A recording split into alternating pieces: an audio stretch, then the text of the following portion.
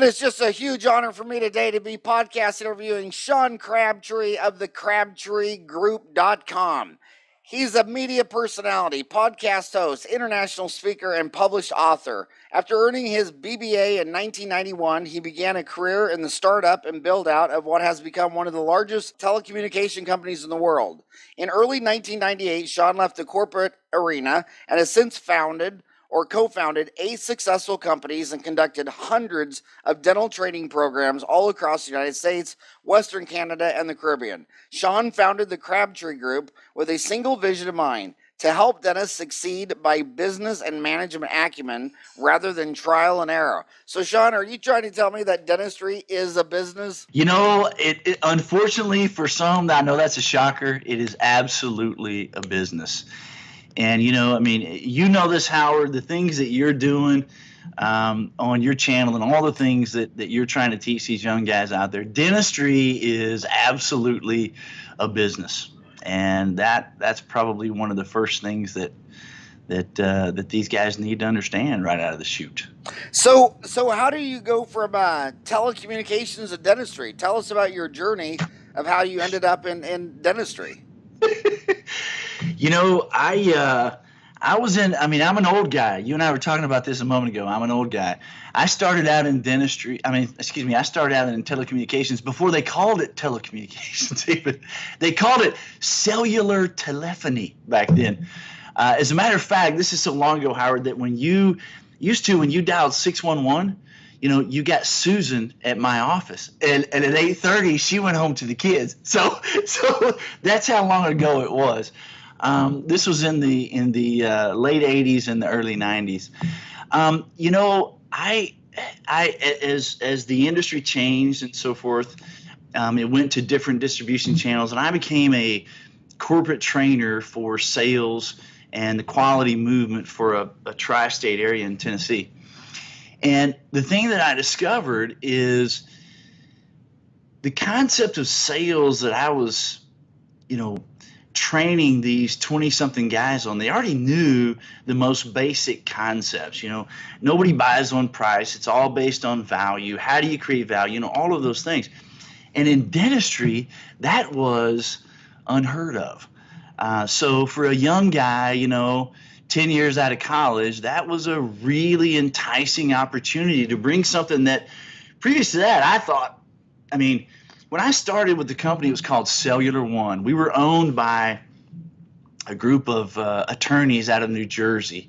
I don't know if you know how all of that worked, but it was based on a spectrum buyout and so forth. And so we became a franchise of the Cellular One organization. And then, of course, we got bought out, and we got bought out, and we got bought out. And it got to the point where, we were just completely corporatized. When I first started, there were 6 of us. We made all the decisions. And like I said, Susan was customer care, in my office. And then it became just completely corporatized to the point that when I left, it was GTE MobileNet. And about a week after that, they were bought by Verizon. When I started, there were 6 of us. When I left GTE MobileNet, there were 695,000 employees worldwide. And it was just completely corporatized. So anyway, that was very exciting for me to bring this concept that I thought everybody knew.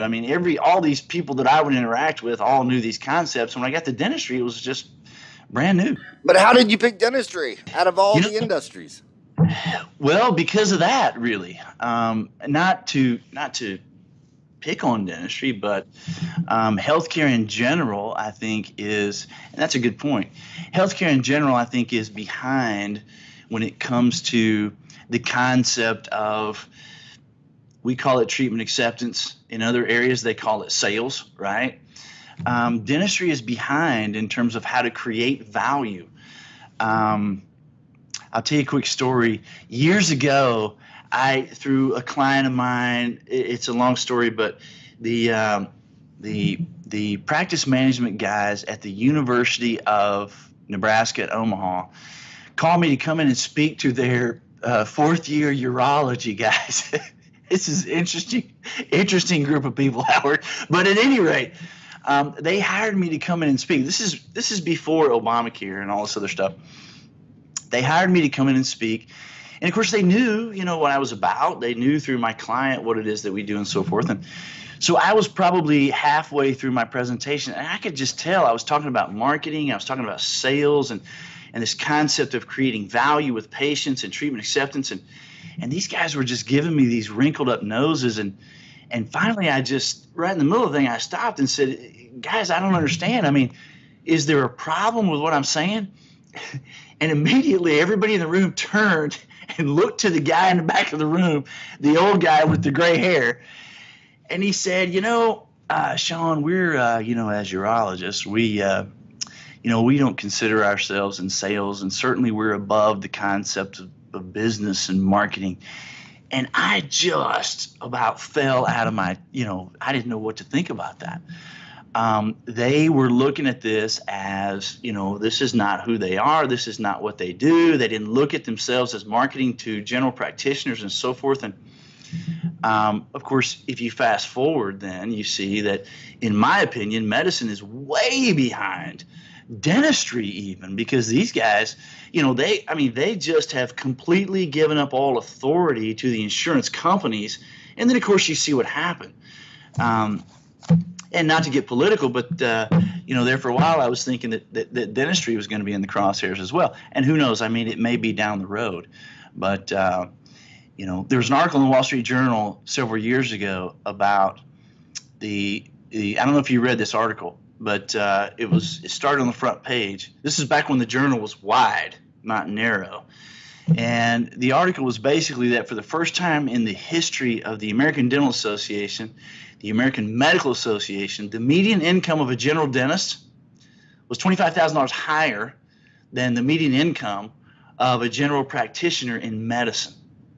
And they attributed it to the fact, people like me, and the fact that dentists understand that, the majority of them understand that they're in business and they need to take authority and control over creating value. And it's not about just relinquishing everything to the insurance companies. So I went a little long on that answer. I don't even remember what your question was, but I love to talk, as you can tell. Well, it's the two sickest unhealthy industries in America and really around the world is always government and healthcare. And I'm proud of the dentists, because the dentists, the vets, and the chiropractors are significantly more sophisticated than the physicians. I'll give you an example. Yeah. So Yeah.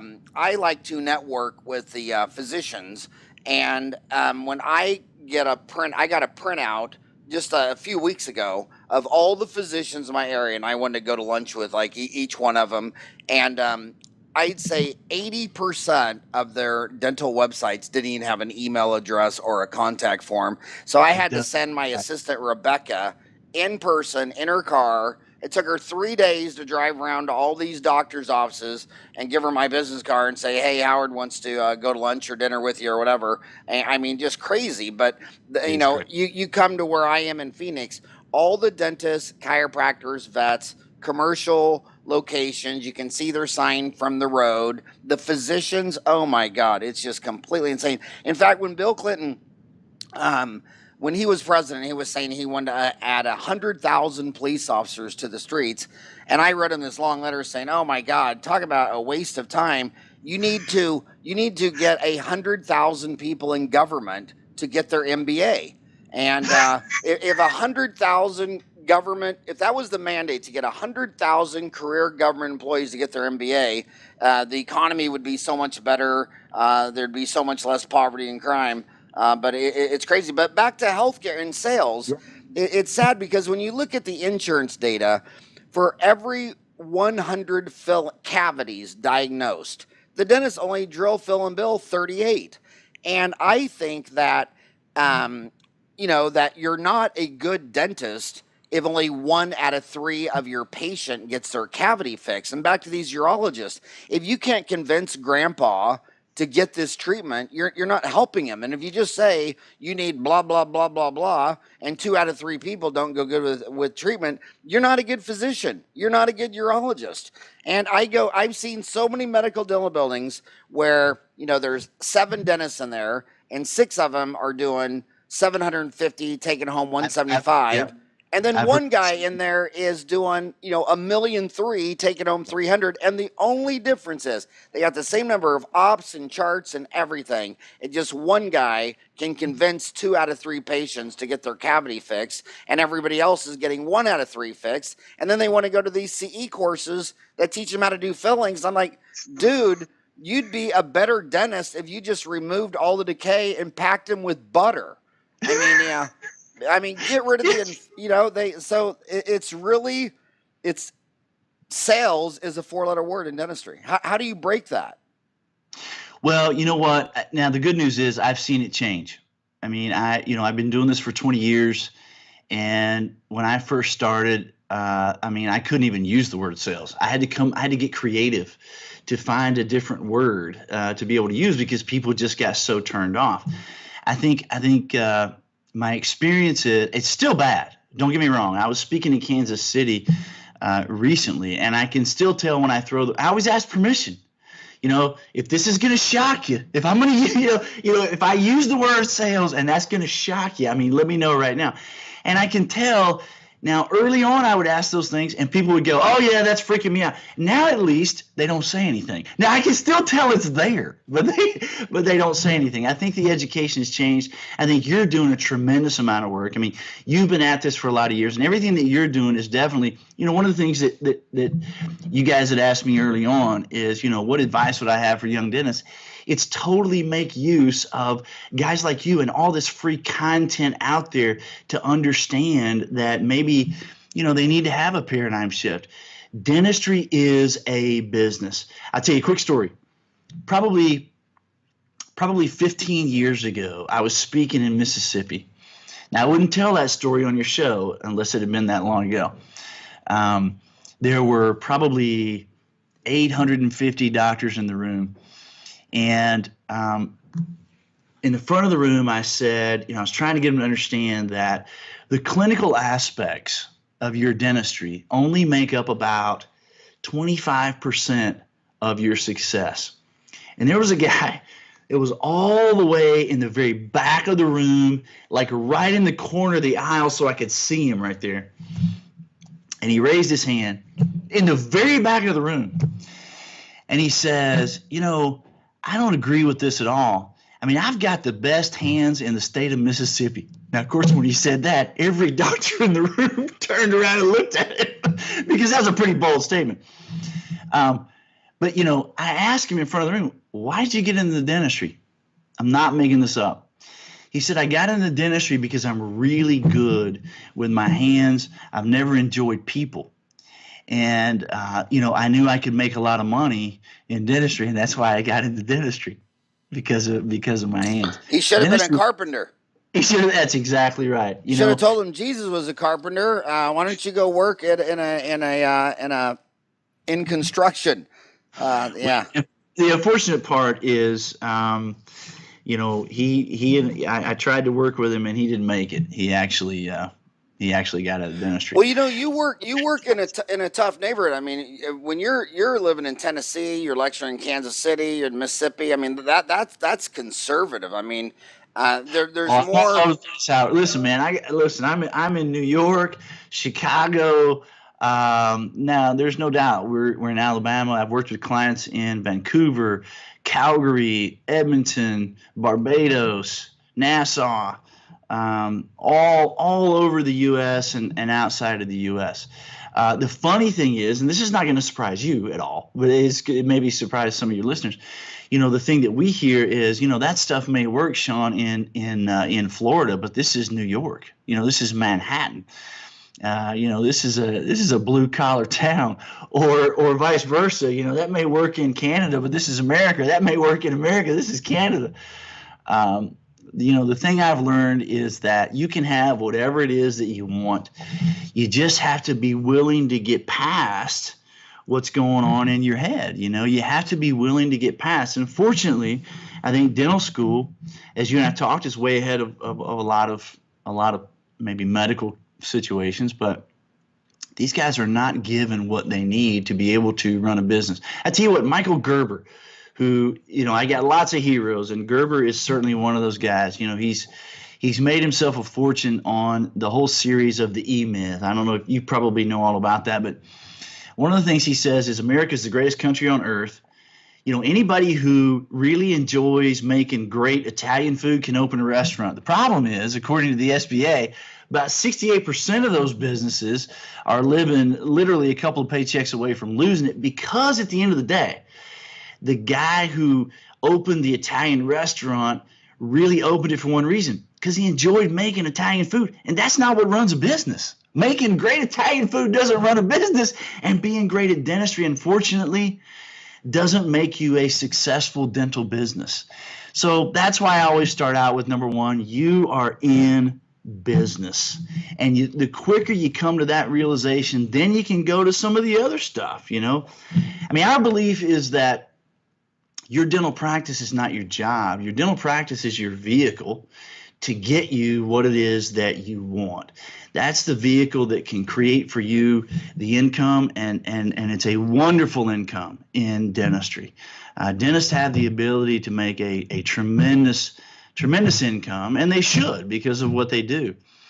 But you can have your income. You can still be in a position to manage your time and not have just crumbs left over for your wife and your kids. And you can have whatever it is that you want in dentistry, but you have to realize I'm in business, and my clinical skills are not going to get me the success that I need, unfortunately. I'll tell you one more story real quick. I had a young doctor contact me. He had talked to, this has been several months ago, he had talked to somebody who I'd worked with for many, many years. And he was just down in the dumps. This young guy, he said, when I was a fourth-year dental student, I did all my research. I would go travel to these places on my own dime because I wanted to find exactly the right practice for me to get into when I'm at that point. He found a place. It was in a small town. This doctor was extremely successful, very well known. And the young guy was struggling bad. He had bought it about 6 months previous to calling me, and he said, I don't understand. I did all my homework. I did all my research. Everybody in this town loves this doctor. By all accounts, he's successful. And I spent the last 6 months of my time redoing what I think is really bad dentistry. I'm not making any money. But yet, and I got to, I'm not getting the reputation that this guy's getting. Now, of course, that's the other side of the coin. But the only point I'm trying to make is, if you're great clinically, or if you're not great clinically, you can be successful without being great clinically, unfortunately, and you can be terribly unsuccessful and still be great clinically, unfortunately. Absolutely. Absolutely. And when you walk into a dental office and you're back there in the break room talking to them, they got their mail and they get these letters from, like a real estate agent. Behind the real estate agent, it says that this real estate agent has a CA and a SSD and all blah, blah, blah, blah. And I asked the dentist, do you know what any of that means? And they don't know what EM means. I said, well, look at your card. It says DMD, MAGD, DICOI. It's just bullshit. And then you go to your website and you have all this alphabet soup behind your name. Nobody knows what this shit it even is. And then your picture looks like a mugshot off of a police station. Where's your 2-minute YouTube video where you're making me feel something? You're like, hey, come on down to Sean Crabtree's dental office in Winchester, Tennessee. We're just an hour south of Nashville, and I swear I know you're afraid of the dentist, but that's why I went to dental school. And I know you're afraid of the cost, and that's why Valerie up front will just make it all. She'll help you with payments, and they just want to go chase more alphabet soup crap behind their name and get their diplomat and who gives a shit, and it doesn't affect their business. Well, and again, as a young dentist, the number one thing you can do is take advantage of Howard Farran and listen to the experience that's coming through that microphone. Well, And tell us though what you. I mean, you're all over. You're lecturing, consulting from coast to coast. The person listening right now is by themselves in a car on an hour commute to work, and she's wondering like what are the problems out there?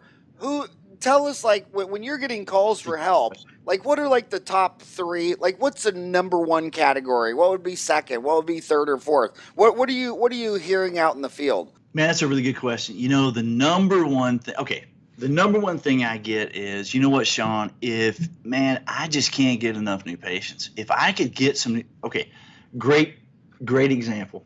Had an office that just contacted me. This particular office was in Missouri. If we just had more new patients, man, our business would grow like crazy. Well, so let me ask you what you're doing. We're doing about $1.6 million. Okay. So how many new patients do you see in a month? 90 new patients a month. You're doing $1.6 million. Holy crap. Now, you don't have to be in dentistry for very long to understand. If you're seeing 90 new patients a month, you're doing $1.6 million, you don't have a new patient problem. You've got a value problem. And that is probably the number one challenge that we see. Now, I understand what the challenge is, and it's not completely limited to dentistry. I think there are other small businesses in America who don't understand the concept of how to create value. I mean, this is true for attorneys and CPAs across the board. You got to understand that most basic concept. We as human beings, you and I, Howard, and everybody listen to this, we buy everything based on our perception of what the value is. Now, we justify on logical things. Maybe we justify because we think we got a good deal. We justify because of safety or logic or whatever. But we buy what we see value in. And so the concept of learning to create value is really, really important. Unfortunately, it's a snowball effect. Because if I'm in dentistry or CPA or attorney, whatever it is, if I don't understand the concept of creating value and I present my treatment plan and the patient, because they don't see value, the immediate response is, what does my insurance cover or how much does that cost? Then over time, I'm getting beat over the head with that concept, that brick called, I can't afford it or whatever it is. Then you start to retract a little bit. And now you got a whole different set of problems because you're not presenting the entire treatment plan. You don't understand the concept of value. So now you're presenting, the first step. Well, now you're snowballing the whole thing because every time the patient comes in, they're getting nickel and dimed. Not to mention the whole concept of patient care and all that other stuff. So I think that is probably the number one thing is, I have to understand the concept of why we as human beings, not just patients, buy anything. And I have to understand that as a dentist, my responsibility is to create value and have that patient understand the value. And to be able to do that, I got to find out what is it that they want emotionally, where is it that they want to go, and then I can show them how my treatment plan, which is an entire comprehensive treatment plan, is going to get them where it is that they want to go. That is probably the number one thing. The number two thing. Can I interrupt you right there on one thing? If you've been listening to my show, I think this is like episode like 900. If you've been listening to my show, if you've only listened to it 10 times, you already know what I'm going to say.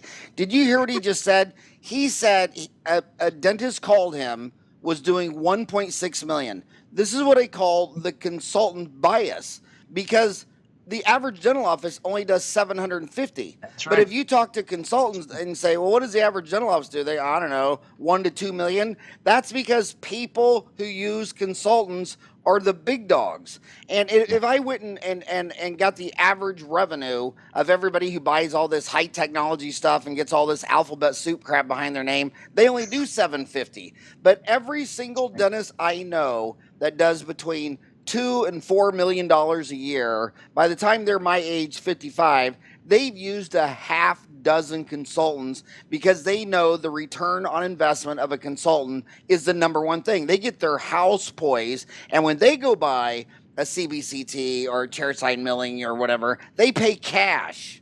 Exactly. They're at the convention. They hand them their American Express, and you can see it there. It's In America, only 10% of the cars, 10% of the houses are bought in cash. And you go on those convention floor, only about 10% of those CBCTs, CAD cams, whatever, are bought on an American Express card. You get your house in order first. I mean, it's just a no-brainer. So what was number two?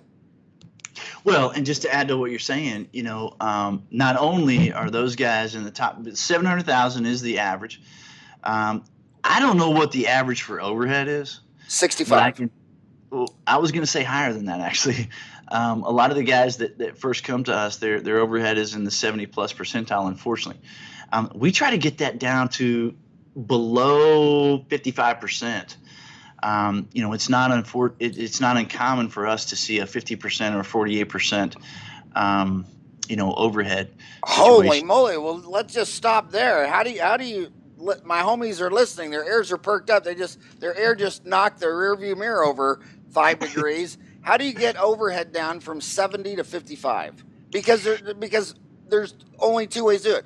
If all my rent, mortgage, equipment, labor, lab supply, if all that is $1 a month, and I do $1 a month in sales, I have 100% overhead. If I get my sales to $2, my overhead's 50%. So do you sell your way out of it by do you get it from 70 to 55 by increasing revenue, or do you do it the other way? Say, well, you only got $1 revenue and $1 expenses. Let's get the expenses down, cut in half. So do you do it by growing revenue or cutting cost?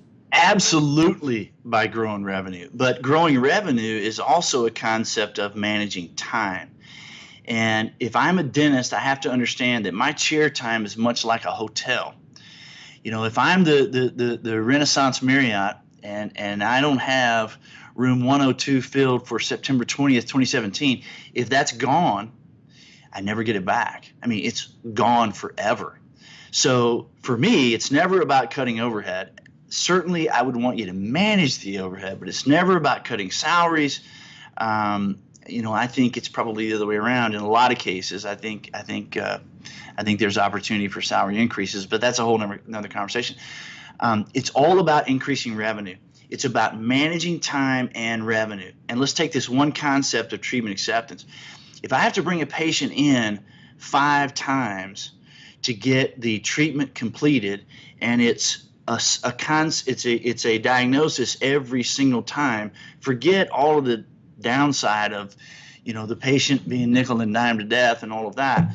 It's the other side of it is my chair time is worth less. Now, if I present comprehensive dentistry, I have my patients see value in that comprehensive dentistry, they accept that comprehensive dentistry, we get it all done in one visit, all of a sudden the time is worth much more, tremendously much more. I had a client in Michigan in an economically depressed area of Michigan. It's in Warren, Michigan.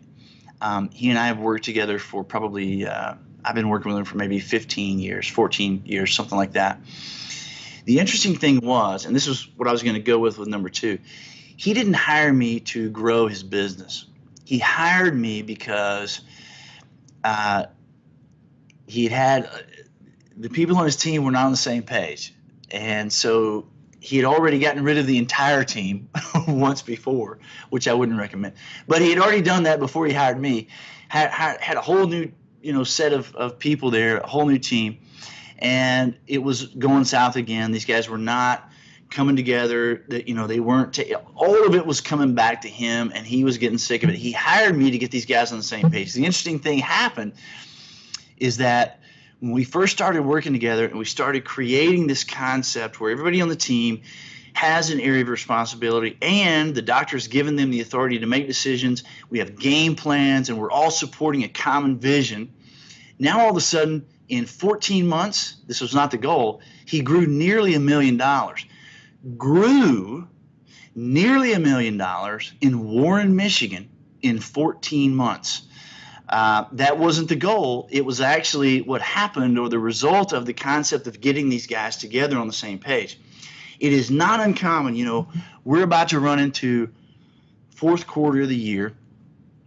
It is not uncommon that in November, late October, maybe early December, our clients will come to us and say, my accountant is just really excited about, the growth that we're having, and he's perplexed because he doesn't see an increase in marketing expenditures. He sees a decrease in terms of days worked. He doesn't see an increase in labor costs. And he can't see how it is that we've grown this thing so that the overhead is where it is and the profitability is where it is. And unfortunately, that's the way you do it. It's based on the concept of being clear about where it is that you're trying to go, having the people on your team have areas of responsibility and accountability, but also authority to be able to make decisions. That's when all of a sudden 1 + 1 doesn't equal 2. 1 + 1 can equal 4. And so you're able to grow your profitability, which makes the overhead look lower. Well, all humans are their own worst enemy. I mean, so many famous people have said it's easier to conquer another country than it is your own self.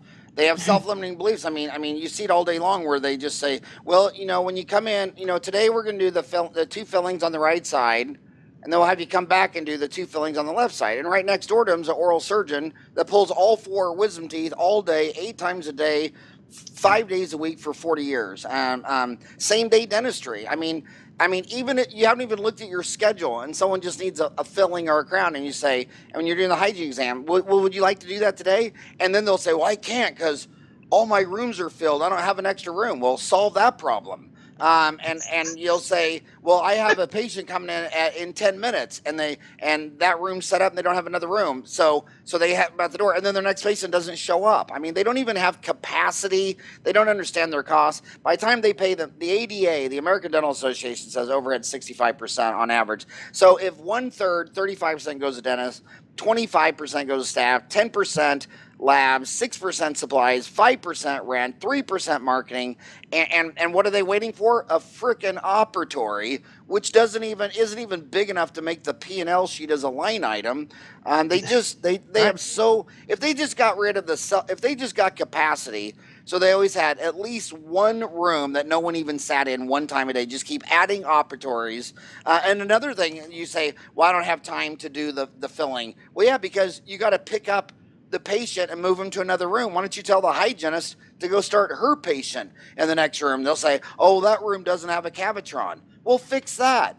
Every airplane at Southwest Airlines is exactly identical. And then I go in these dental offices, they can't even add a $100 filling to do it right now, knock it out in 5 minutes so mom doesn't have to come back, because the hygienist can only do a cleaning in room 1. In fact, many of them psychologically can't even fathom doing a cleaning in another room because they're platonically married to an archaic object. And then you ask the receptionist, what is your title? Front desk. I was named after a piece of furniture. And the hygienist, my name's room 1. So she's a piece of furniture and I'm room 1.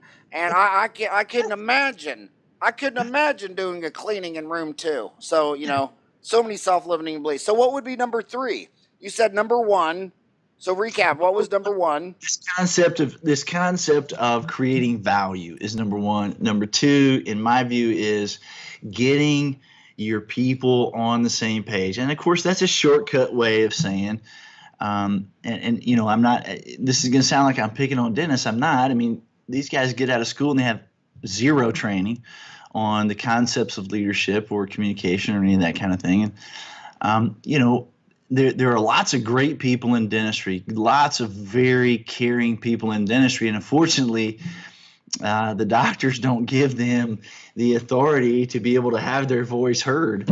Nobody knows what's going on in the hygiene department like the hygienist. Nobody knows what's going on at the front desk like, the receptionist. And so giving those guys the authority, I think it was Deming who said that the person who's closest to the end user should have the authority to be able to make decisions in those areas.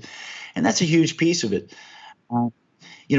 Getting them aligned behind where it is that we're trying to go. Who is it? How is it? What is it that we're trying to be? Getting them aligned behind that, and then giving them the authority, responsibility, and then hold them accountable for it, coming up with plans to be able to support that so that all areas of the practice are sort of cylinders firing on the same engine. But you say that, but when I ask 100 dentists, what is the most stressful part of your life? They always say the staff. Yep. So how do you get this guy who had the personality to sit in the library and get A's in calculus and biochemistry to now be this? I mean, they're listening to you saying, "Man, you're tall, handsome, charismatic. You got this personality. Hell yeah, it's easy for you." But dude, you didn't get a 4.0 in calculus. I'm a library nerd geek who sat in the library. How do you get that personality to be a charismatic people person selling dentistry and leading a team? Because when you go in a dental office, I swear to God, after they're done with their root canal, every single time they walk back to their private office and shut the door. And then when I watch every single sporting event like basketball, soccer, football, the coach is engaged. He's on the Yeah. sideline. He's totally up front. And that dentist, when I get done with the patient, I'll check him out because I want to see who's in the waiting room. I'm talking to the people. I'm cutting jokes. If I'm running late, I own it. I apologize with the And it's patient. okay when you do that too, Yeah, right? yeah. With the patient, I'm saying, I'm sorry. Harold, he only comes in when he's in pain, and he showed up on my door today. And don't be mad at me. You should beat up Harold right now. And Harold's like waving his hands, like sorry. But they're not like that. They're hiding in their office with the door shut. Yeah. In an ideal world, I mean, everything you say is true, but I don't think all of that's necessary. I don't think you have to be a charismatic guy. I think it helps. And obviously, if you can be like you and do that kind of thing, I mean, there's no doubt about that. To me, I think it's much more about just putting your heart out there, communicating openly. I don't think you have to be a tall, charismatic guy to be successful in business, but I do think you have to be willing to put your heart out there. And if you are going back there and closing the door and shutting yourself off from the world until the next patient, you're missing the opportunities to grow your business. There's no doubt about it. I can tell you something else too. A lot of these guys who are not gregarious, let's say, you know what? A lot of times they've got people on their team who are, and that's okay. Give them the authority to be that. And let's create this culture where you can be, the guy that maybe doesn't have. And I've had a lot of those guys. I've had a lot of those guys who maybe don't have the best, shall we say, bedside manner, but they know their stuff clinically and so forth. Well, listen, there's nothing wrong with putting you in a position where your patients are making relationships with your team, and you're the guy who's making the diagnosis and solving their problems and tying that to where it is that they want to go emotionally, having them see value in that, and then you go to the next patient, but the relationships are all based on your team. I'm not saying that's ideal, but I'm saying that works, and you have the opportunity to do that, but you have to be able to give authority up, and that is a whole different, I know that you run into that too. You got to delegate, and humans are by they're hardwired to be controlling. I mean, you're going to survive better if you control your environment. So they're hardwired at birth to be controlling, and they can be very controlling. It's one of the top reasons, people are dysfunctional is controlling. But what you just said is opposites attract, and you see it all the time. Like Yeah. you can Yes. walk in dental offices where the introvert geek hires a bunch of introvert geeks because like likes and he's familiar with that. But you look in sports, like if I'm the Carolina Panthers, I don't need a quarterback. I've already got Cam Newton. I'm going to look for what I need, and I see it with ethnic dentists. Like say they were born in India, right here in my town. You go into some offices and you literally think you went through a door and you're in New Delhi. Right. That's Everybody's in exactly. there from India. Everybody's got broken English, the everything, and you're just like, whoa. And then you go into And other you limiting your patient base by doing that. Yeah. and then you go into other Indian dentists that are, say, West Phoenix, where it's heavily Hispanic, and you walk in there, and the only Indian in the office is the dentist, and everybody in there is bilingual, speaking Spanish, blah blah. So yeah, if you can't lead 5 ducks to a pond, and you can't sell, a heater to an Eskimo, you need to hire staff that can compensate you. And if you're the visionary, well, you don't need another visionary. You need someone in operations logistics. If you already know Yeah. I'm going to leave Right. Phoenix and drive to your place in Winchester, Tennessee, I don't need another visionary to tell me we're going to drive. I already know that. I need people who are going to say, are we going to fly, drive a bus, are we going to walk, take a train? I need logistics people. We should hire our staff like we choose our spouses. I mean, if you think about it, you said opposites attract. I saw a psychologist once who said that, we marry people not because of their strengths, but because of our own weaknesses. And so if you look at your spouse, 9 times out of 10, they bring something to the table in terms of their strengths that you have weaknesses in. We should manage and hire people in the same way.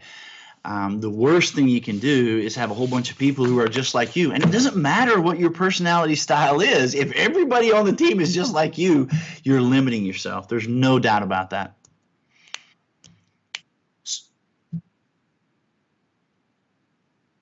So first of all, it's about creating value. Secondly, it's about getting a team of people who are clearly aligned behind a vision. You as the dentist figure out where it is that you want to be, get your staff's input for that. Who is it? How is it? What is it? Where is it that they want to be? Give them a reason that's bigger than a paycheck or patients to come in, and get them aligned behind that, and then give them responsibility, and then give them authority, and then hold them accountable for coming to the table with plans about what they think needs to happen. You can lead that. As you said, there's a strong desire to lead. You can still lead that, but allow them to come to the table with their ideas, because they're closest to the situations. So getting your team aligned behind that is probably the second biggest thing. The third biggest thing, real quick, and this is a big one. And you've talked about it before. This is a big one. Every time I cut a video on this, I get somebody who challenges me on this. You have got to be as easy to do business with as who you're competing against. I got to realize in dentistry, I'm not competing against other dentists. I'm competing against, other competition, other stores, other businesses who are after the same discretionary dollars that I'm after. So what I say all the time is, you've got to be as easy to do business with as buying a giant flat screen TV. Here's the challenge, Howard. There are plenty of people who woke up before the Mayweather fight, and they said, you know what, I've been eyeing that big 4K flat screen, ultra thin TV, whatever, for the man cave, and the fight is coming up this weekend. Man, today is the day I'm gonna go buy that flat screen TV. And they walk into the big box store, they sign their name, and they walk out with the giant TV. Very few people wake up in the morning and go, you know what? I have been dying to get that root canal, that implant, fill in the blank, done, and today, baby, is the day. Very few people do that. We have to become as easy to do business with financially as those that we're competing against. And so the concept of third-party financing, I think, is the greatest gift that has ever been given to dentistry. I don't understand why it's not utilized more. I don't understand why dentists are not absolutely just clamoring for that. I mean, I'm sure there was a time in dentistry where the dentist's goal was to, maybe have as many people as possible paying them $20 a month or whatever the situation is. You don't have to do that. You don't have to be that. I was speaking at Michigan, or maybe it was the midwinter, not long ago, and I always try to listen to some of the other speakers. There was a finance guy there that I popped my head in, and I caught him right as he was opening this sentence. He said, do you have any idea what the top 3 lenders in the United States of America are? In other words, in terms of priority, who is owed the most money? Okay. Number 1 was obviously banking and lending institutions are owed the most money. Number 2 was motor credit, Honda Motor Credit, Ford Motor Credit, these kinds of things. Number 3 were dentists. Dentists in the U.S. are the number 3 owed people, businesses in the country. There's no reason for that. There's no reason under the sun. Not to mention the fact that when your patients owe you money, that prevents the next step in the process from happening. There's Care Credit, there's Lending Club, there's Wells Fargo, there's City Health. I mean, the list goes on. At any given time, there are 15 companies out there that are clamoring. There's a great one out there called Green Sky that has just come on the scene, man. They are making major headway. There are plenty of companies, is the point, that's out there to loan, that are eager to make dentistry affordable for your patients. Why in the world would you try to collect even $1,000 from your patient when all they have to do is sign their name, just like they would if they were buying a flat screen television? There's just no reason for it. It's good for the patient. It's good for the team. It's good for your bottom line profitability. There's no reason not to not only embrace third-party financing, but make it a starting point. You know, I walk into some of these offices that we're just starting to work with, or maybe they have us in to do an analysis, and they've got $385,000 in accounts receivable. I mean, there's just no reason for that. And these guys are doing, you know, a lot of guys are doing this in-house thing, and you know, where they're financing it in-house. My question would be, why? If you've got 15 companies that are itching, clamoring, and chomping at the bit to offer financing to your patients, they've got recourse. That's their business. Why in the world would you extend yourself in that scenario? And I know what you're thinking. You know, some of these guys are listening, going to go, well, because, you know, maybe the patients don't have credit. Well, then fix that. You know, go get a higher level of clientele, or, you know, figure out your marketing strategy, or bring in co-signers, focus on it. There's no reason that in 2017 you have to be putting yourself out there so you got $500,000 that's owed to you. It's just can you imagine another business? Can you imagine another business that operates with $500,000 that's owed to them? I mean, it just doesn't happen, and there's no reason for it. You got to be as easy to do business with as buying a flat screen television. I didn't mean to get carried away on that one, Howard, but that is the number 3 biggest missed opportunity that we see. I want to switch to operation logistics for a second. You've worked with, there's someone listening right now. She's driving to work. She's working as an associate somewhere. She's going to do a de novo startup practice. What practice management software do you recommend? Boy, that's a good question. You know, I don't know. Probably there's one that I recommend that maybe you've never heard of, but I can tell you maybe a better answer would be. What's the one what one is that? You know, I don't know if I want to say that just yet.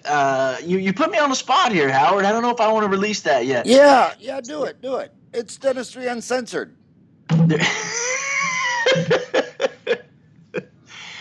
There is a software called Edison that is, in my 20 years of working in dentistry, it is the only software that I've seen that approaches dentistry from a business perspective.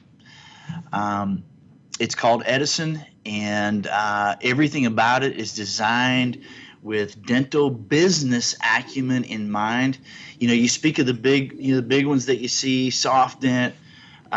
You know, what's some other ones? Easy Dental. I mean, what do you guys use, Howard? Open Dental.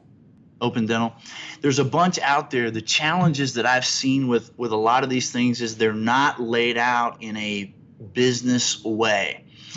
For example, if I walk into a practice and I say, let's take a look at we just mentioned accounts receivable. Let me take a look at your accounts receivable. So they print out a report, and there's, 40 pages.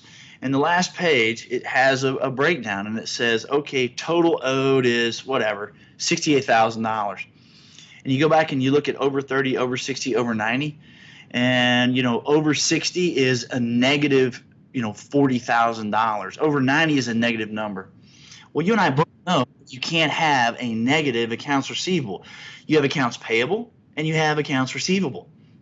So what they're doing is they take accounts receivable and they go, okay, you got this many patients that have credits, you have this many patients that owe you money, so the net is this. Well, that doesn't tell you accounts receivable. That tells you what the net dollars are. If you want to know what your accounts receivable are, you need to know what are the patients that owe you money. And that's just one example. It's kind of been a major pet peeve of mine over the years, because when I come in and I'm analyzing an office and I print out the AR report, even if, and some of the softwares will allow you to pull out any dollars that are negative. What's the website? I really don't know that I should have. I don't know that these guys are out there in a very public way yet. It was developed by a group out of Missouri, and I don't know that they're out in a very public way. As a matter of fact, you may get me in all kinds of trouble, Howard. Is it a dentist in Missouri?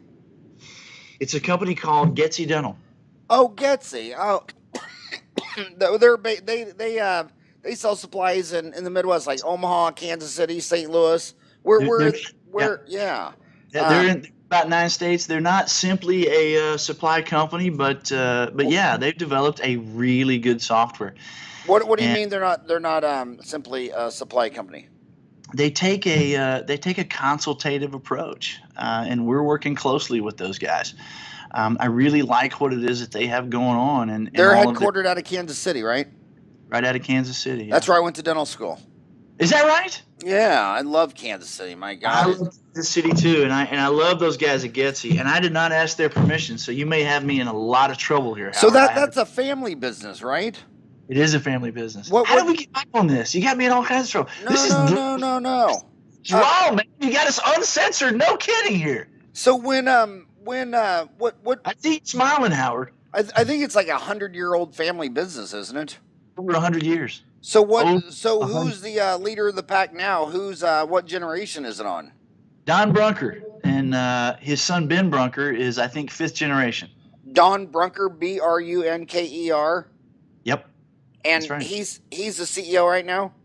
Yep. 5th generation, yep. And his son's name is what? I think Don is 4th, and I think Ben is 5th. Yeah. Ben Brunker, Brunker. Yes. So they're acting more consultative now, you say? Yeah, I mean they really get some of the concepts that you're talking about. They understand that it's not about dollars and cents in terms of a nickel or two on cotton rolls. I mean they understand that their role. I mean you can't be in business over 100 years, right? Unless you understand some things that a lot of folks don't understand. And those guys really get that, their role is to help the doctors be the very best that they can be. And so they see themselves not as a sales rep for supplies, but they see themselves more as strategists for their dental clients. Yeah, and it's amazing how there's, you got Patterson and Shine, which are publicly traded.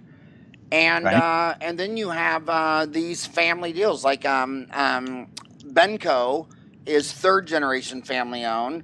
Getsy's, if you count Ben, it's 5th generation family owned. And then Burkhart, that's another American story. She's the daughter there is 4th generation. Have you met her? No, I haven't. And what's amazing is how they, all of them, every single one of those, Patterson and Shine, begged them both to buy them. And they remind me of In-N-Out Burger. In-N-Out Burger has been asked by every corporate restaurant group, whether it be Yums that owns all these categories, and they say, man, you only have 1,100 stores, and you're basically just in California and Arizona and the West Coast. Let us buy you, and we'll roll you out to 50 states. And they go, you know what? I don't trust that you'll keep the vision. I don't trust the Wall Street. I don't want this false god where if I miss my earnings per share by a penny, you're going to beat me up. So I've got to cut back on quality products and quality organic, locally grown produce. And I don't want to. I wasn't born to worship the gods of Wall Street, where if I don't give them every single penny they demand, they're going to slaughter me. And I really I think it's what also bothers me is the Fortune 500 only employs 17% of America, and they get about 99% of all the business press. And the other 83% work for a mom and pop family business, and we're the absolute backbone of every economy of every country, going back to the Great Wall of China and the pyramids. But they only want to talk about Apple and Uber and all these bullshit companies. And I'll tell you what, if you're a PhD economist and you had to say, would you like the Fortune 500 to do 10% better and small family business do 10% worse?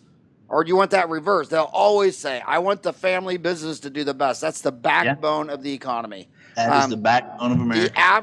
The average company in America has less than 25. In fact, has less than 25 employees. In fact, a dental office is pretty much the perfect median mode size business in America. That's right. Dental office you're consulting with, that's the average company of America, not General Motors, Ford, Chrysler, Apple, and Xerox, and GE, and all these and they companies. employ more people than anybody else in America. I mean, and if they pick up 10% gains in employment there, my God, you have 0% unemployment. I mean, it's crazy. Right. That's exactly right. So, so you like that? You like the practice management software from Getsy Dental? Edison, I love it. And it's called Edison, and they own that, and they own that locked box and sterile, and own the programmers and all that stuff. It's theirs, and it's the only software that I've run across in the 20 years that I've been doing this that is built specifically with the business acumen in mind. It's very straightforward. Are you friends with Don Brunker? I am. Well, tell him to get his Kansas City butt on my show and the podcast, and tell everybody. I haven't seen him I probably haven't seen him for 10 years. He had me come lecture at all of his groups a couple times, like a 5-city tour. I think back in like 1990 and again in like 2000. But tell him to come on the show and tell us about Edison. I will absolutely do that. But I don't like the name Edison because didn't it take 10,000 attempts to make the light bulb? Will we have to be on version 10,000.1 before it works? These guys have been at it a lot of years. Yeah. I let the cat out of the bag here with you, Howard. And I can tell you another thing. I've had 5 programmers since 1998, so it's coming up 19 years. And watching the journey of programmers, the tools that programmers have, they can program 10 times faster today. Oh yeah, there's than 20 years ago. So so some of these snap of a finger. I mean, literally. Yeah, I would like to talk to him about this because I have some serious feedback on practice management software. One being that operational logistics. You go into Hertz Rent-A-Car and return your car. They got a handheld deal, and they can check my car in 5 steps, 5 minutes. You go into the Hilton, there's like 7 things they ask, they hook in. You get on a piece of crap software like Dentrix, or EagleSoft or SoftDent or all of them. That poor receptionist opens up the window and there's like 40,000 million trillion features. So it's overwhelmed. So then she misses the 3 crucial steps. They need to have an X out box. You decide how you're going, when someone calls, what you're going to ask and do. And then when they check in, what you're going to ask and do. And when they check out, what you're going to ask and do. And then close out all the other shit. So that the screen... and it's got to be connected to the phone so that when you call me up, it pulls up. Sean Crabtree from the CrabtreeGroup.com, Winchester, Tennessee. Hi, Sean. How are you? And not Xing out of all this crap and trying to find it. So there's, and then those consultants will tell you that when you go into a dental office and run the report generator, about 83% of all the software has never been used once. And that is a huge ball and chain negative. And then I run the report to see who you were referred by, and she forgot that step. Yeah, I'm trying to measure return on investment of my marketing, and that was the one step she missed because it's asking all this bullshit that I don't want. So it's too much, and I think the dental practice management software is the most ripe for a complete disruption where that damn software could fit on my iPhone and an iPad. and get rid Yes. of all those damn terminals, Yeah. and you just sit there with your iPad in there, touch screen, Agree. bing, bing, bing, bing, bing. You could reprogram what you need in a fraction of the time, make it faster, easier, lower cost, higher quality, keep it simple, stupid, get rid Yeah. of every single thing. And then I think for marketing purposes, what they should do is they should hook up with you and say, okay, if you're a consultant of Sean Crabtree, then click here and it'll set up the format for his operation logistics. But if your favorite consultant is Susie Q, well then click that. So then those people would come in the office and say, okay, to do this right, I need this. What about dashboards? Do you have any dashboards that you like, or You know, there are several out there. I've not, to be honest with you, I've not found one that I'm super impressed with. But now back to Edison that you were just talking about. Listen, these guys have, again, they've been in business for over 100 years.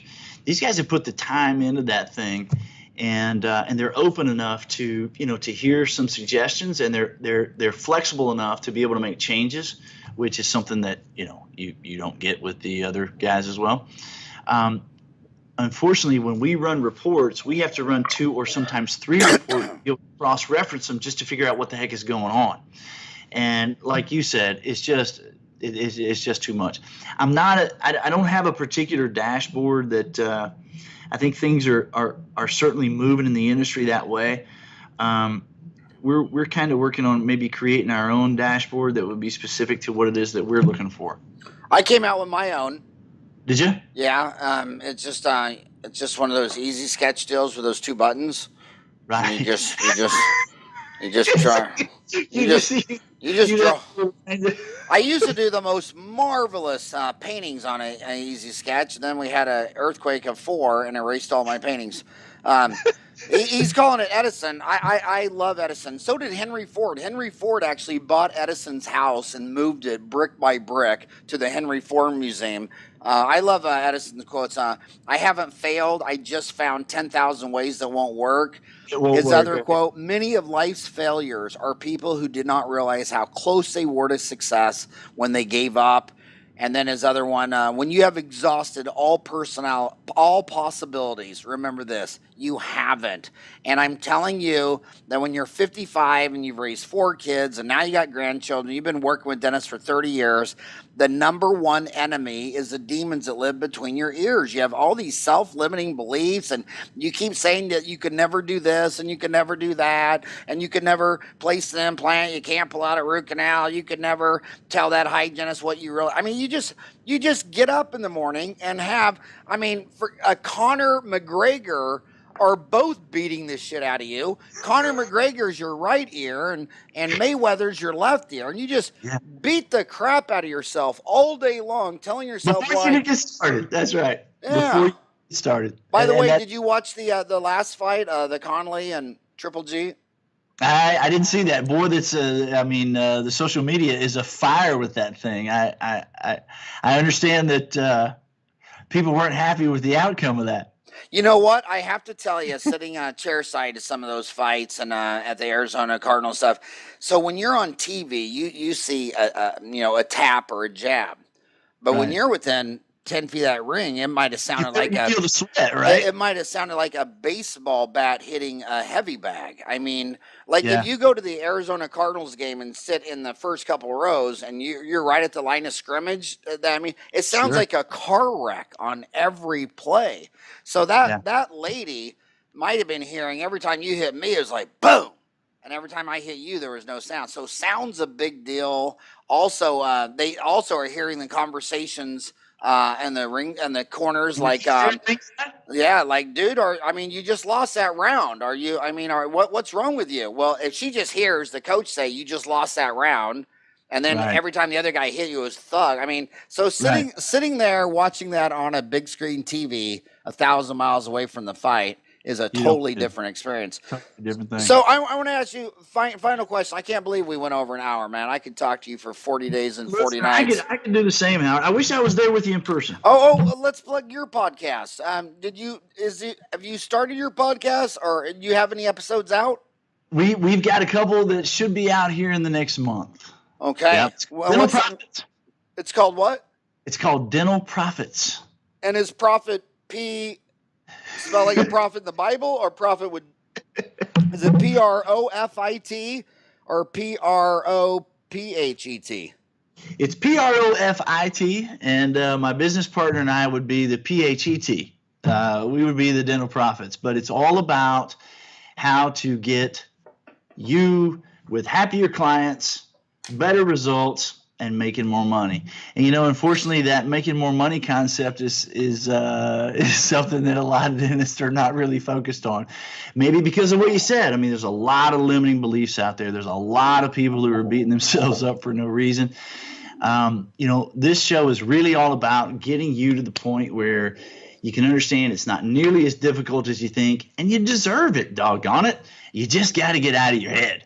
So your website is thecrabtreegroup.com. This is Dentistry Uncensored. So how much is your services? What if I'm listening to you and I'm saying I want you to come out and help me?